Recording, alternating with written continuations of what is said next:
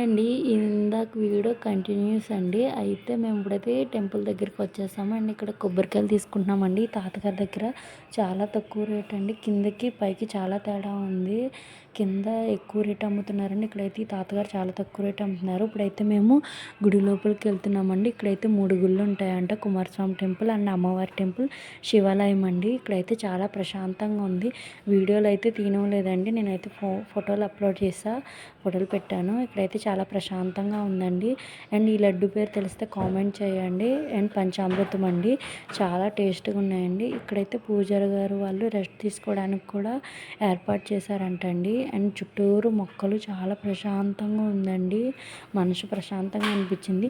ఇక్కడ గుడులు కూడా రాళ్ళతో కట్టారండి. చల్లగా భలే ఉందండి. నాకైతే చాలా బాగా నచ్చింది.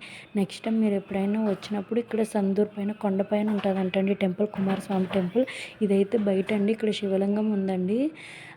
అయితే ఇక్కడికి అఘోరులు కూడా వస్తారంటండి ధ్యానం చేసుకోవడానికి. ఇప్పుడు మీకు చూపించేదంతా చెరువు అంటండి. ప్రస్తుతానికైతే ఇప్పుడు వాటర్ లేవు. ఇక్కడ పుష్కర స్నానాలు కూడా జరుగుతాయంటండి.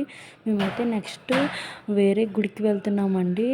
దాని కంటిన్యూస్ వీడియో ఉంటుంది. మీరైతే నా ఛానల్ని సబ్స్క్రైబ్ చేసుకోండి, లైక్ చేయండి, షేర్ చేయండి, కామెంట్ చేయడం మాత్రం మర్చిపోకండి. ఉంటా.